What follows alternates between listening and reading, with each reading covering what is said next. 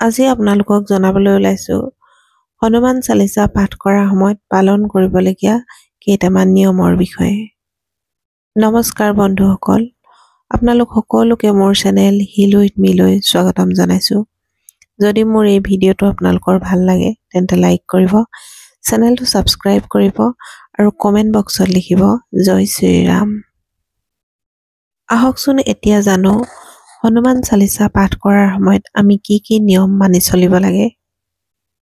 1 number নিয়ম হৈছে হনুমান চালিসা পঢ়াৰ সময়ত কেতিয়াও খৰধৰখেদাকৈ পঢ়িব নালাগে।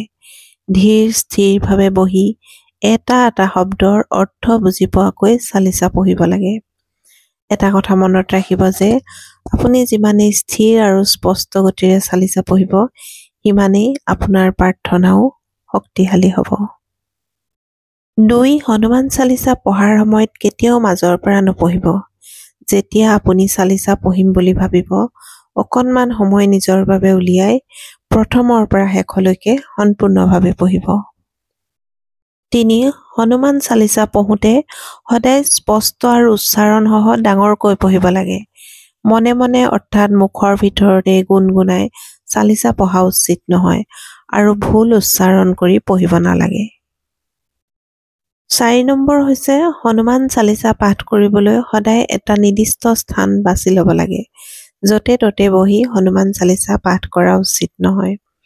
ঘৰৰ মন্দিৰ বা ৰাজহুৱা মন্দিৰত আপুনি বহি লৈ হনুমান চালিসা পাঠ কৰিব পাৰে। 5 নম্বৰতে তুলসী দাস সদা হৰি চেৰা কি জয়নাথ হৃদয় মহদেৰা।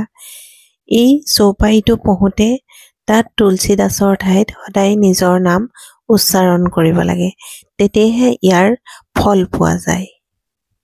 নম্বৰ 6 বিশেষ কিবা মনোকামনা থাকিলে হনুমান চালিসা সদায় 21 দিন বা 11 দিন বা 7 দিন বা 3 দিন একেৰাহে নিয়মীয়াকৈ বিধি বিধান মতে পঢ়িব লাগে। নম্বৰ 8 হনুমান চালিসা পাঠ কৰোঁতে নিৰামিষ ভোজন কৰিব লাগে। মাছ, মাংস, এলকহল জাতীয় বস্তুৰ পৰা আঁতৰত থাকিব লাগে, নহ'লে ইয়াৰ ফল পোৱা নাযায়। নম্বৰ 8 হনুমান চালিসা পাঠ কৰাৰ সময়ত সদায় এটা পানী ভৰ্তি পাত্ৰ সন্মুখত ৰাখিব লাগে আৰু সেই পানী পাছত প্ৰসাদ হিচাপে গ্ৰহণ কৰিব লাগে।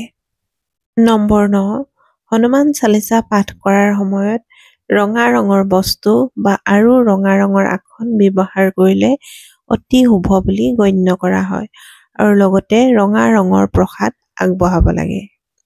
নম্বৰ 10 কোৱা হৈছে মহিলাসকলে হনুমানক মূৰ তল কৰি সেৱা কৰিব নালাগে, কাৰণ হনুমানে প্ৰতিগৰাকী নাৰীক নিজৰ মাতৃৰ দৃষ্টিৰে চায়।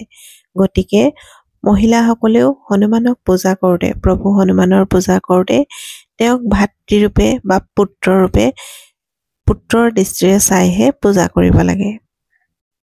নম্বৰ 11 হনুমান চালিসা পাঠ কৰি থকাৰ সময়ত কেতিয়াও মনলৈ বেয়া চিন্তা বা ভাৱনা আনিব নালাগে। একান্ত মনে চালিসা পাঠ কৰিব লাগে বা পঢ়িব লাগে। নম্বৰ 12 যেতিয়া ঘৰত কাৰোবাৰ মৃত্যু হয় বা জন্ম হৈ চুৱা লাগি থাকে তেনে অৱস্থাত হনুমান চালিসা পাঠ কৰাটো অনুচিত। নম্বৰ 13 হনুমান চালিসা সূৰ্য উদয় আৰু সূৰ্যাস্তৰ সময়ত পাঠ কৰিব লাগে। মঙ্গলবাৰ আৰু শনিবাৰে হনুমান চালিসাৰ পাঠ আৰম্ভ কৰিব লাগে। যদি ব্ৰহ্ম মুহূৰ্তত হনুমান চালিসা পাঠ কৰা হয় তেন্তে ইয়াৰ ফল অতি শুভদায়ক বুলি গণ্য কৰা হয়। এইখিনিয়ে আছিল প্ৰভু শ্ৰী হনুমানৰ চালিসা পাঠ কৰিবৰ সময়ত পালন কৰিবলগীয়া নিয়মসমূহ। ধন্যবাদ।